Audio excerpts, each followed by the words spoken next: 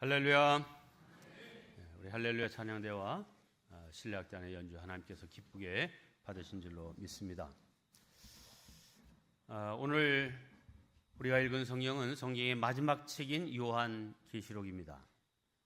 지난 주일에도 잠시 말씀드렸지만 이 요한계시록은 주후 90년에서 100년 사이에 기록된 성경입니다. 우리가 잘 아는 대로 서기 54년부터 68년까지 로마 제국의 황제로 있었던 네로 황제, 서기 64년도에 이 로마의 대화재가 일어나는데 이거로 민심이 흉흉해지다 이것을 무마하기 위해서 기독교인들에게 그 죄를 뒤집어 씌워서 기독교도들이 불을 질렀다. 이렇게 왜곡 선전해서 기독교도들 수없이 잡아들여서 잔혹하게 죽인 사람이 네로 황제입니다. 이후 서기 81년부터 96년까지 로마 제국을 다스렸던 도미티아누스 황제는 자신을 신격화해서 나는 살아있는 신이다 이렇게 자처했습니다. 하지만 유일신 하나님을 믿는 기독교들에게는 도무지 가당치 않은 말이었죠. 그러자 자신을 신으로 받들지 않는 사람들에게 경종을 울리기 위해서 기독교인들을 본보기로 삼아서 잔혹하게 처형했습니다. 그는 네로 황제 못지않게 기독교인들을 심하게 박해했는데 이로 인해서 순교당하는 사람들이 부지기수였고 또 외딴 곳으로 유배당하는 사람도 많았습니다. 이때 에베소를 중심으로 지난주에 말씀드렸던 두란노 서원을 중심으로 소아시아 7교회를 이제 개척하고 목회하는 이 사도 요한도 반모섬으로 이제 유배되어 가게 되었습니다. 지도를 보시면 이 소아시아 왼쪽 서쪽에 밑줄 친 에베소를 중심으로 7개의 교회들이 있고 이 에베소에서 사역하던 사도 요한이 이 에게해 중간쯤 있는 반모섬으로 유배되어 갔습니다. 뭐 그림으로는 짧게 보이지만 굉장히 멀고 외딴 그런 섬입니다. 제가 그 반모섬을 가본 적이 있는데 우리 대우조선에서 만든 거의 뭐 한 2만 톤급 되는 큰 자면서 가는 그 배를 타고 갔는데도 굉장히 먼 그런 여정의 곳인데 참 사도 요한이 얼마나 힘들었을까 하는 그런 생각을 합니다. 이 반모섬에서 어느 주일 아침에 주님께서 사도 요한에게 환상을 보여주셨는데 그 환상을 기록한 책이 바로 요한계시록입니다. 박해 가운데 있는 초대교회 성도들을 위로하고 소망을 주기 위해서 기록된 책입니다. 그 가운데 우리는 오늘 10장에 기록된 한 환상의 내용을 여러분과 함께 나누고자 합니다. 환상 중에 주님의 음성이 이 요한에게 들려옵니다. 8절입니다. 내게 말하여 이르되 내가 가서 바다와 땅을 밟고 서 있는 천사의 손에 펴놓인 두루마리를 가지라. 천사의 손에 들려있는 작은 두루마리 책을 집어서 가져라 하는 것입니다. 그래서 이 요한이 그 책을 받아 가졌더니 이번에는 그 책을 가지고 있던 천사가 이렇게 말합니다. 9절입니다. 천사가 이르되 갖다 먹어버리라. 내 배에는 쓰나 내 입에는 꿀같이 달리라. 천사가 자신의 손에 들고 있던 펼쳐진 채로 있던 그 작은 책을 먹으라 이렇게 말한 것입니다. 함께 하겠습니다. 말씀을 먹으라. 그러면 책을 먹는다. 두루마리로 두루마리로 된 이 가죽으로 됐는지 파피루스로 됐는지는 명확지 않지만 어쨌든 그 책을 먹으라 이렇게 얘기한 겁니다. 아마 여러분들도 그런 얘기 들으셨죠? 옛날에 이 책을 다 독파하기 위해서 책을 불태워서 그걸 재로 만들어 가지고서는 물에 타서 혹은 술에 타서 마셨다. 못 들어보셨어요? 네.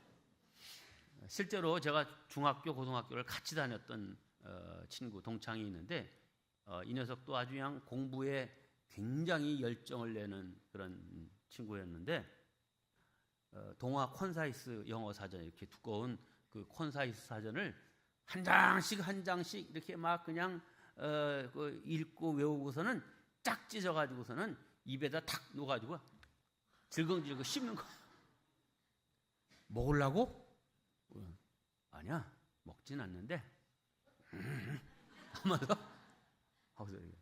그리고 의사가 돼가지고 저 천안 단국대학 병원 이제 의사로 있다가 이제 퇴직했는데, 이제 내가 독파하리라, 외우리라, 내 것으로 삼으리라 하는 그런 의지의 표현이죠. 자, 여러분, 이 성경책은 읽는 것인데 왜 먹으라고 했을까요? 여기에는 세 가지 의미가 있습니다. 첫째, 말씀을 먹으라고 하는 것은 일용할 양식이기 때문입니다. 함께합니다. 일용할 양식이다. 사람은 하루 세 끼에 밥을 먹어야 삽니다. 몸의 건강을 유지하는 가장 기본적이고도 중요한 일이 매일 밥을 먹는 겁니다. 마찬가지로 말씀은 성도들에게 일용할 양식입니다. 그러니까 매일 먹어야 됩니다.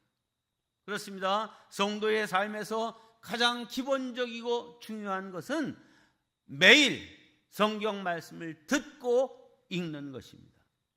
만일 말씀의 양식을 매일 먹지 못하면 나도 모르는 사이에 영혼이 약해지고 병들게 되는 것입니다. 우리에게 가장 기본적이고 중요한 일, 말씀을 먹는 일, 말씀을 듣고 읽는 일을 매일 잘하는 성도들 되시기를 주님의 이름으로 축원합니다. 두 번째, 말씀을 먹으라는 것은 말씀을 먹어야 힘이 나기 때문입니다. 함께합니다. 말씀을 먹어야 힘이 난다. 밥심으로 일한다 하는 그런 말이 있잖아요. 먹어야 힘이 생깁니다. 마찬가지로 말씀을 먹어야 섬기고 봉사할 힘이 생깁니다. 막 배가 고픈데 뭘 일을 시키고 이렇게 하면은 짜증이 나고 힘이 들고 화가 납니다. 그러나 막 배가 든든하고 잘 먹고 이렇게 기운이 있을 때 어떤 일을 하면 효과적으로 힘들지 않게 일을 잘 할 수 있습니다. 이제 영적인 일도 마찬가지입니다. 에스겔에게 하나님께서 이렇게 말씀하십니다. 너 인자야, 내가 내게 이르는 말을 듣고 그 패역한 족속같이 패역하지 말고 내 입을 벌리고 내가 내게 주는 것을 먹으라 하시기로. 내가 보니 보라, 한 손이 나를 향하여 펴지고 보라, 그 안에 두루마리 책이 있더라. 똑같은 말이죠. 그 책이 있는데 이걸 먹어라. 이어지는 3장 1절로 3절에 이렇게 말씀합니다. 또 그가 내게 이르시되 인자야, 너는 발견한 것을 먹으라. 너는 이 두루마리를 먹고 가서 이스라엘 족속에게 말하라 하시기로. 내가 입을 벌리니 그가 그 두루마리를 내게 먹이시며 내게 이르시되 인자야, 내가 내게 주는 이 두루마리를 내 배에 넣으며 내 창자에 채우라 하시기에 내가 먹으니 그것이 내 입에서 달기가 꿀 같더라. 이 말씀은 바벨론에 포로되어 가서 유배 생활을 하고 있는 유다 백성들에게 하나님의 말씀을 선포하기 위해서 이 에스겔을 하나님의 선지자로 부르시는 장면입니다. 자, 그런데 이 아무 희망이 없이 살아가는 유다 백성들에게 위로와 소망의 말씀을 주시기 위해서 에스겔에게 먼저 네가 이 내가 주는 말씀 이거를 먹어라, 내 배에 채우고 내 창자에 채우라, 이렇게 말씀하신 것입니다. 이 말씀은 내가 먼저 말씀을 먹고 힘을 내야 한다, 내가 먼저 위로받고 말씀 속에서 기쁨을 얻어야 한다 하는 것입니다. 실제로 에스겔이 환상 가운데 그리고 하나님의 말씀을 이제 읽고 깨달은 후에 절망 가운데 사는 유대의 동포들에게 위로와 희망의 메시지를 전할 수 있었습니다. 그렇습니다. 우리가 사명을 감당하기 전에 먼저 말씀을 먹어야 됩니다. 그래야 힘있게 일할 수 있고 봉사할 수 있는 것입니다. 사랑하는 성도 여러분, 매일 말씀을 먹읍시다. 네, 먹는 것은 이제 말씀을 듣는 것이고 또 읽는 것입니다. 어제 어떤 권사님이 이렇게 좀 찾아오셨어요. 그래서 이렇게 대화하는 가운데 요즘이 더운데 어떻게 지내세요? 그랬더니 요즘은요 제가 그냥 성경을 그냥 눈으로만 이렇게 보고 그랬었는데 성경을 낭송하기 시작했습니다. 큰 목소리로 하루에 몇 장씩 성경을 낭송한다는 거예요. 큰 목소리로. 그랬더니 또 다른 은혜가 이제 읽는데 쓰는 데에서 오는 그런 은혜도 있지만 큰 목소리로 낭송하는데 이게 참 놀라운 은혜가 있다. 사실이 그래요. 자기가 크게 외치는 그 선포하는 말씀이 누구의 귀에 제일 먼저 들려요? 자기 귀에 들려요. 그래서 좀 말씀 읽기에 조금 지친 분들 계시면 말씀을 낭송하는 일에 좀 도전해 보시길 바랍니다. 그래서 이 말씀을 읽는, 말씀을 먹는 이 일을 통하여서 우리가 힘과 능력을 얻게 되면 우리에게 주어진 사명을 감당할 수 있습니다. 여러분, 식구 전도하는 거 쉽지 않습니다. 그런데 내가 영적으로 힘이 있어야 그 일도 할 수 있습니다. 여러분들이 먼저 하나님의 말씀을 잘 먹어 힘을 얻은 후에 여러분의 배우자, 자녀들, 또 부모님, 형제자매, 이웃, 친구들, 동료들 이들에게 하나님의 말씀을 증거할 수 있는 모두가 되기를 주의 이름으로 축원합니다. 세 번째, 말씀을 먹으라고 하는 것은 말씀이 삶을 변화시키기 때문입니다. 함께합니다. 말씀이 삶을 변화시킨다. 아기들은 태어나면 엄마의 젖을 먹고 자랍니다. 조금 크면 이유식을 먹고 더 크면 밥을 먹습니다. 한 3살 이렇게쯤 되면 혼자서도 밥을 먹을 줄 알게 됩니다. 이렇게 3년, 5년, 10년 이렇게 먹다 보면 어느 순간에 엄마보다 크고 아버지보다 더 큰 그런 아들, 딸들로 되어 있는 것을 보게 됩니다. 마찬가지로 우리가 3년, 5년, 10년 꾸준히 말씀을 듣고 읽으면 우리도 모르는 사이에 그 믿음이 성장하게 되어 있습니다. 물론 오늘 말씀을 읽었다고 당장 무슨 변화가 일어나고 이렇게 눈에 띄게 달라졌네 이렇게 되는 것은 아닙니다. 그러나 오늘도 하나님의 말씀을 듣고 읽고 묵상하고 다음 주일도 그 다음 달도 내년도 계속해서 이렇게 꾸준히 하나님의 말씀을 듣고 읽고 묵상하다 보면 서서히 우리의 삶이, 우리의 행동이, 우리의 생각이 바뀌고 변화되고 성장하게 되어 있습니다. 물론 은혜 받은 말씀이 내 것이 되기까지, 내 삶의 체질화되기까지 쉽지 않은 과정들이 있습니다. 음식을 먹고 소화시키는 데는 시간이 좀 걸리죠. 또 어떤 때는 음식을 먹었는데 결국은 소화가 안 되고 체하고 토사가 나고 이런 위에 부담이 되고 하는 그런 경우도 있죠. 여러분, 왜 이렇게 하나님의 말씀, 영의 양식을 먹는데 그것이 쉽게 내 삶에 체질화되고 인격화되지 못하느냐? 그것은 우리 속사람이 타락한 본성을 가지고 있기 때문입니다. 음식의 문제가 있을 때도 있어요. 음식의 문제가 아니라 그 사람의 속이 병들어 있고 고장나 있기 때문에 그렇다 말입니다. 자, 그런데 그럼에도 불구하고 이거 먹기만 하면 이거 아주 탈락 이런 음식이 있어요. 그렇죠? 알러지가 생기고 이런 것들이 있어요. 그런데 그럼에도 불구하고 그런 것도 무조건 피하지 말고, 지금은 그 말씀이 쉽게 받아들여지지 않고 순종할 수 없을 것 같고 이래도 그 말씀을 이제 받아들이려고 애쓰고 노력하다 보면 부대끼고 충돌하면서도 서서히 조금씩 그것을 나의 것으로 받게 되는 것입니다. 그러므로 말씀을 듣고 소화를 못 시켜도 부담이 되고 힘이 들어도 꾸준히 말씀을 들어야 하고 읽어야 되고 먹어야 합니다. 저 어렸을 때 저희 집에 복숭아 나무가 많이 있었고요. 뭐 집에 있던 과일 나무들을 보면 감나무, 복숭아 나무, 포도, 그리고 이제 그 계절에는 이 인삼밭 그 모퉁이에다가 이제 참외를 이렇게 뭐 넝쿨을 타고 올라가서 인삼밭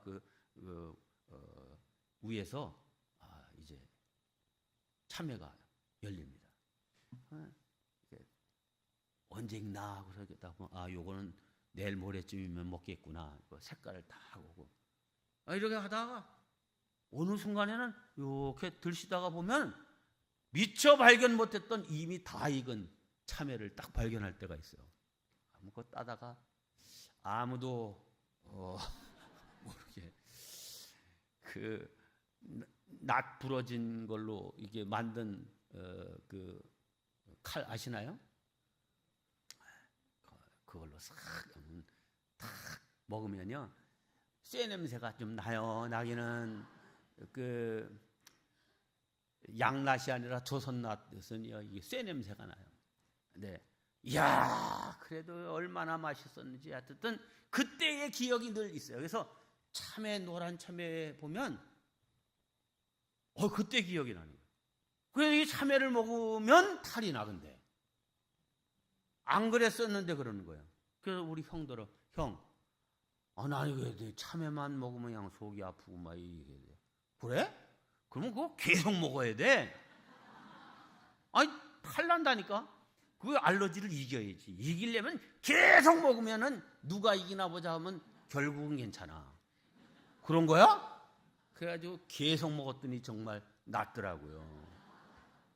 또 이 말 듣고 우리 목사님 또 참외 좋아하는구나 하고서 참외 사오지 말아요. 네, 사실이 그래요. 그래서 좀 참외 먹어도 아무 이상이 없어요. 여러분 말씀을 듣고 소화가 안 되고 좀 부담이 되고 부딪혀도 이제 조금씩 그것을 내 삶에 유익한 하나님의 말씀으로 받기 위해서 이제 그 말씀을 받아들이면 그것이 결국은 나의 인격이 되고 나의 가치관이 되고 나도 모르는 사이에 내가 이렇게 성장했구나, 이렇게 좋아졌구나, 이렇게 영적으로 건강한 사람이 되었구나 라고 하는 것을 깨닫게 될 날이 오는 것입니다. 이런 우리 모든 성도님들 다 영적 성장이 있기를 주님의 이름으로 축원합니다. 두 번째, 말씀을 살아내라. 함께합니다. 말씀을 살아내라.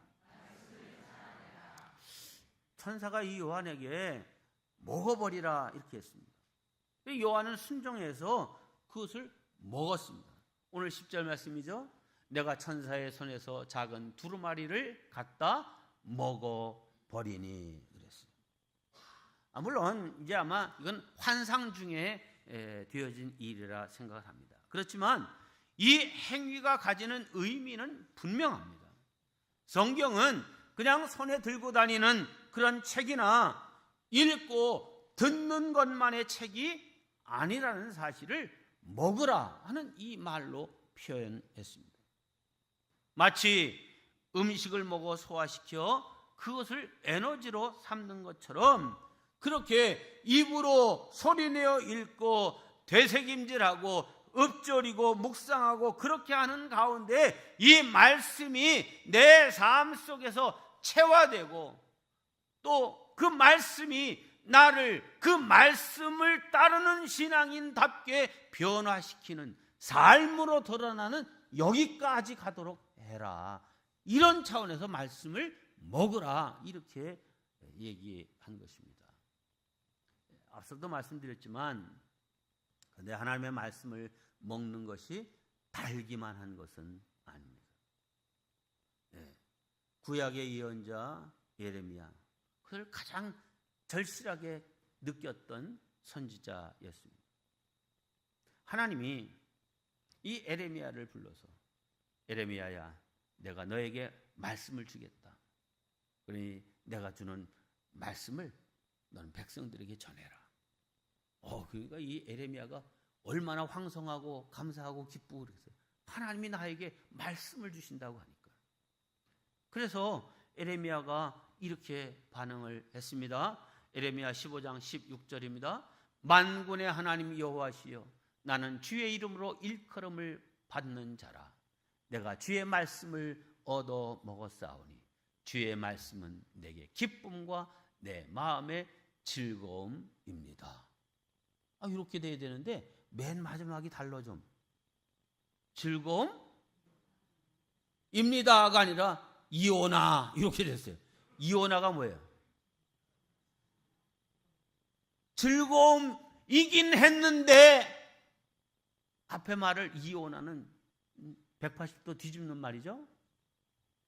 처음 나에게 하나님의 말씀을 주신다는 말에는 기대가 되고 흥분이 되고 내가 하나님의 특별한 부름을 받고 사명을 받은 자구나 하는 이런 것으로 이렇게 흥분이 되는데 말씀을 막상 딱 바꿔보니까 그게 아니라는 거예요. 에레미야에게 하나님께서 주신 메시지는 뭐였습니까?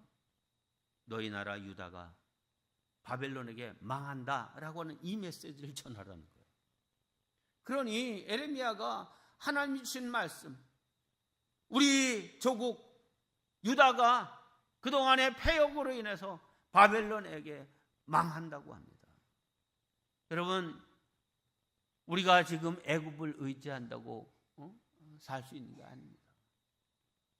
우리 군비를 많이 갖춘다고 해서 이기는 것이, 우리가 하나님의 말씀으로 돌아와야 돼요. 죄를 회개하고 돌이켜야 됩니다 하는 이 메시지. 안 그러면 하나님이 분명히 나에게 말씀하셨습니다. 우리나라 여러분 바벨론에게 멸망당하고 다 우리 포로되어 끌려갈 겁니다 하는 얘기예요. 자, 이러니 한마디로 그냥 악담이죠. 악담. 왕이 이 말을 듣고 백성들이 그 말을 듣고 에레미야를 좋아할 리가 없죠. 에레미야를 미워했습니다. 왕과 백성들이 이 에레미야를 죽이려고 돌을 던졌습니다. 감옥에 가두기도 했습니다. 그래서 이런 상황이 오늘 말씀에 처음에 하나님의 말씀을 주신다는 말에 내 입에는 참 달았지만 그걸 먹고 보니 배에서는 쓴 말씀이 되었습니다 라고 하는 그런 내용이죠. 에레미야의 이런 경험을 에레미야 20장 8절로 10절에 이렇게 기록하고 있습니다. 내가 말할 때마다 외치며 파멸과 멸망을 선포함으로 여호와의 말씀으로 말미암아 내가 종일토록 치욕과 모욕거리가 됨이니이다. 백성들에게 우리나라 바벨론에게 망합니다. 이 하나님이 나에게 주신 말씀입니다. 그러니까 백성들이 계속 모욕과 네가 선지자냐? 선지자가 돼서 한다는 말이 고작 그런 말이냐? 이런 거죠. 내가 다시는 여호와를 선포하지 아니하며 그의 이름으로 말하지 아니하리라 하면, 그러니까 이거 하나님의 말씀을 선포하는 일이 이렇게 괴롭고 힘든 일이고 부담이 되는 일이네. 그래서 내 입을 닫으리라. 이렇게 하면 나의 마음이 불붙는 것 같아서 골수에 사무치니 답답하여 견딜 수 없나요. 그래서 입을 닫고 있으려니까 하나님이 이 속에서 막 불을 일으키는 거예요. 견딜 수가 없는 거예요. 답답해서. 나는 무리의 비방과 사방이 두려움을 들었네. 이 말씀을 받은 자의 고통, 고민, 아픔, 쓴 말씀을 받은 그 내용입니다. 자, 그럼에도 불구하고 에레미야는 이 어려운 상황 가운데서 선지자의 사명을 끝내 완수하죠. 어떻게 감당했습니까? 그 원동력이 무엇입니까? 바로 하나님의 말씀입니다.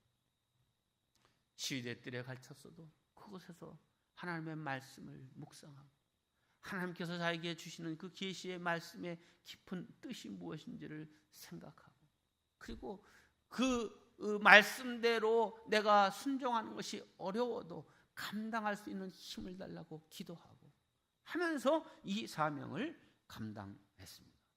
성도 여러분, 말씀을 먹는 가운데 외부의 공격을 감당할 힘, 시련을 이겨낼 힘이 생기는 줄로 믿습니다.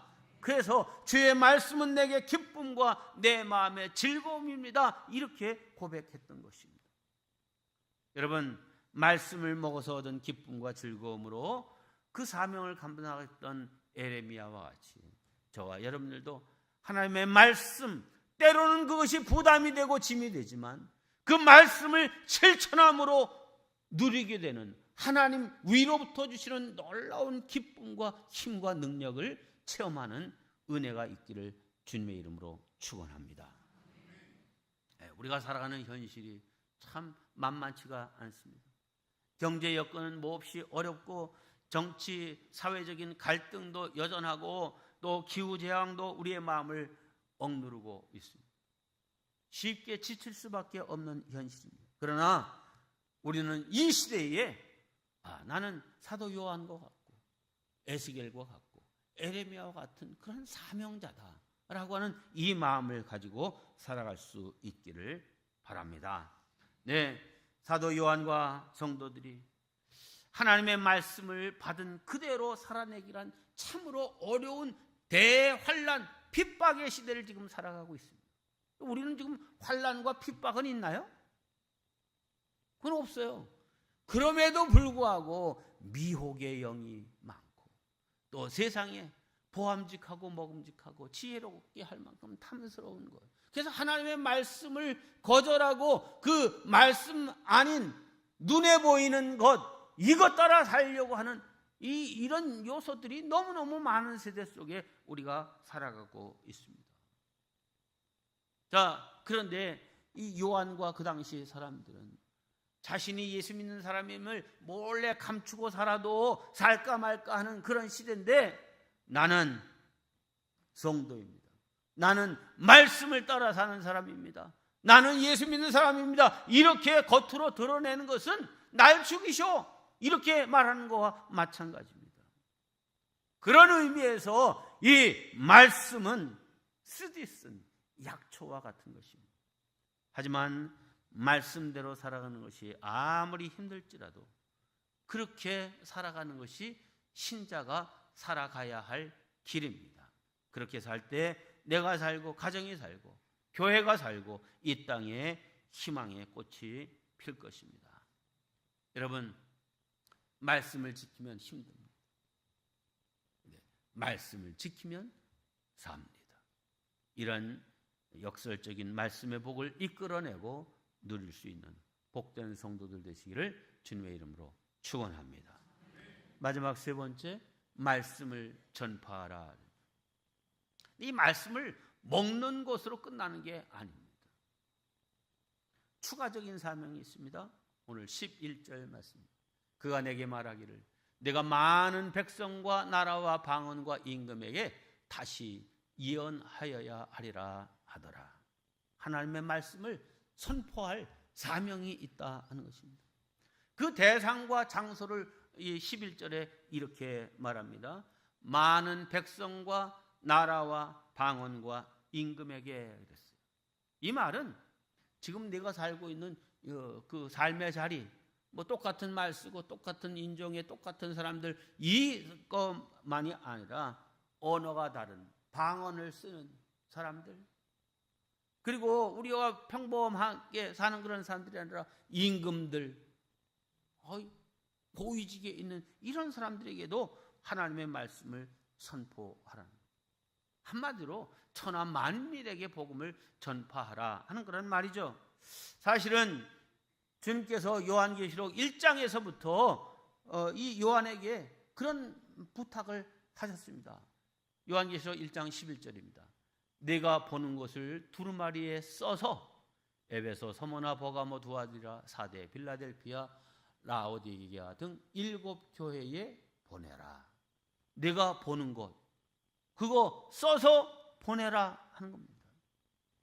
즉 계시를 써서 보내라 이거 말이죠. 이 사도 요한은 12사도 중에 유일하게 순교하지 않고 수명을 다하고 자연사한 사도입니다. 그러나 그가 순탄한 삶만을 산 것은 아닙니다. 기독교 전승에 의하면 이제 이 도미티아노스 황제 때에 사도 요한, 예수님의 직제자 아니에요? 이런 사람이 예수를 부인하고 예수를 모른다 이렇게 얘기하면 그 파급 효과가 크니까 엄청나게 이 사도 요한에게 복음을 부인하고 예수를 부인할 것을 강요했어요. 하지만 이것을 끝까지 거절하는 사도 요한, 끓는 기름가마에다가 산채로 던져 넣습니다. 그런데 놀랍게도 이 요한이 상처 하나 입지 않고 거기서도 따뜻한 목욕물에 들어가 있는 것 같이 있는 거예요. 그러니까 이 박해를 가하던 사람들이 놀라서 이 요한을 죽일 수 있는 방법이 없다. 그러니 아주 사람들하고 접촉할 수 없는 저 외딴 섬으로 보내는 게 차라리 낫겠다 해서 반모섬으로 유배를 보냈다고 합니다. 그래서 요한은 주님이 주시는 그 환상을 이 반모섬에서 보고 계시록을 쓴 것입니다. 저는 그렇게 생각합니다. 그 반모섬에 90살 넘은 노인이 가서 얼마나 힘들었을까 하는 그런 생각을 하는데, 그 하나님의 말씀이 뭐예요? 내가 너에게 보여주는 환상, 그걸 적어 글로 써서 보내라. 그걸 써서 자기가 목회하던 에베소, 그 사람을 수소문해서 그 두루마리 책을 해서 보내고, 그것이 소아시아 7교회 회람 형식으로 이제 돌려보게 하고, 그것이 오늘 우리에게까지 전해서 요한계시록의 말씀이 된 것입니다. 그러므로 주님의 말씀은 아무리 지금 삶이 어렵고 또 그 말씀을 지켜 사는 것이 힘들고 그 말씀을 전하는 것이 어렵다 할지라도 우리는 그 사명을 감당해야 될, 이제 말하자면 택함 받은 하나님의 사람들이다라고 하는 사실입니다. 사랑하는 성도 여러분, 전도는 복음을 받은 자의 피할 수 없는 사명이고 마지막 사명입니다. 그러므로 이제 식어진, 꺼져 있는 이 전도의 불씨를 다시 일으키시길 바랍니다. 여러분 자신이 말씀을 먹고 힘을 얻고 능력을 힘입어서 여러분의 가족을 구원시키고 여러분의 친구, 이웃들 이제 복음을, 말씀을 전해서 구원의 길로, 생명의 길로 인도하는 사명자들이 다 되시기를 주님의 이름으로 축원합니다. 기도하겠습니다. 하나님, 때로 말씀을 통하여 은혜 받고 기쁘고 행복하기도 하지만 때로 말씀이 부담이 되어 참으로 쓴 하나님의 말씀임을 경험할 때가 많습니다. 그러나 쓴 말씀이라고 뱉어버리는 자들이 아니라 그 말씀을 잘 새기고 되새기고 내 삶으로 실천하여 말씀을 삶으로 살아내는 죄들 되도록 인도하여 주시옵소서. 그래서 그 말씀이 우리의 생명의 양식이 되고 에너지가 되고 영적 기운을 내는 하나님 힘이 되게 하여 주시옵소서. 그래서 내 자신이 말씀으로 무장한 자가 되어서 그 말씀이 꼭 필요한 내 가족들, 이웃들, 친구들, 주변의 사람들에게 증거하여 그들도 구원의 길에 설 수 있는 은혜의 길로 인도하는 저희들 삼아 주시옵소서.